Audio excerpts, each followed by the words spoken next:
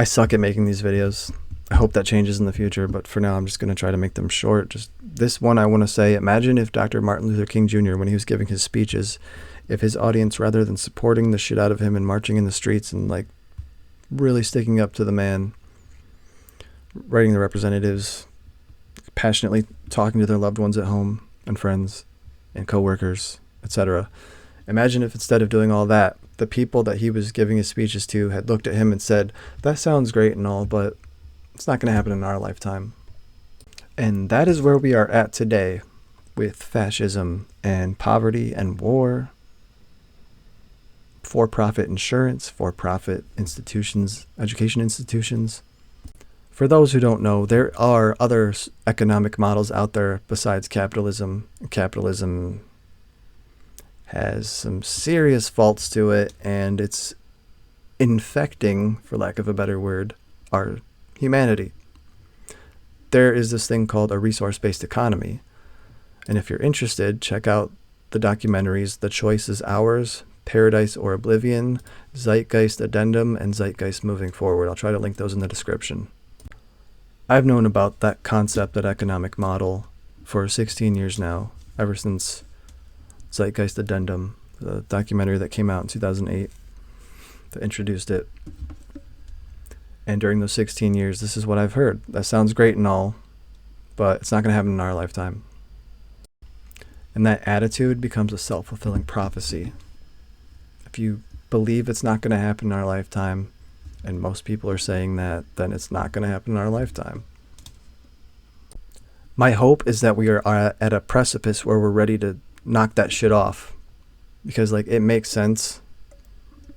There's wisdom to it. There's even some compassion, like this self-love. Like, well, yeah, I can't change the world, but I can love myself. But I can see what I have control over. I can see how I relate to the world. I can be a better person, and hopefully that'll impact the world. And that is great and all, and I'm not bashing that at all. But at the same time, I am just pointing out with respect that it's not enough. It wasn't enough for the civil rights movement. They didn't just say, like, well, I can love my brothers and sisters. What else can I do? No, they said we need to make social changes. And I know we're faced with stuff that is like apocalyptic and just and cosmic in nature and in scope, because we need big changes to society, and we know it. Like, we need to get rid of the for-profit insurance system. We need to have free education, because it's working. It works for other countries, and there's all this propaganda out there, and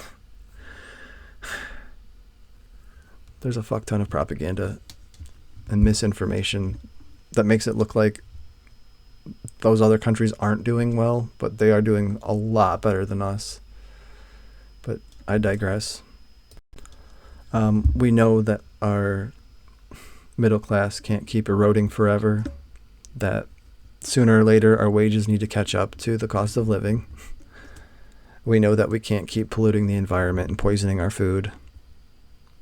We can't keep starting wars for oil and shit and causing these atrocities, wiping out civilizations as our current president wants to do.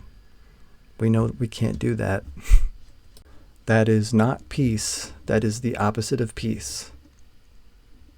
But we know we need big changes, and we know that big changes are startling and hard for our nervous system. They can be traumatizing. So we know we need to go slow. But we feel like if we go slow, then nothing will ever happen, because the powers that be will swoop right back in and hijack our progress one way or another. So I'm proposing that we at least get the ball rolling. We at least need to get the ball rolling in this lifetime. Otherwise, it's never going to happen.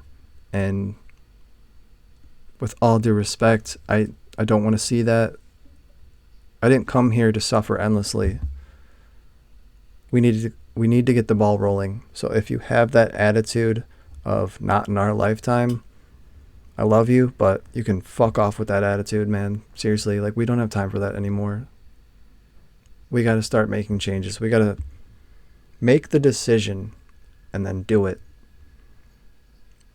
make the decision that we want to have free education, free insurance, because that's what civilized societies do. First world societies do that.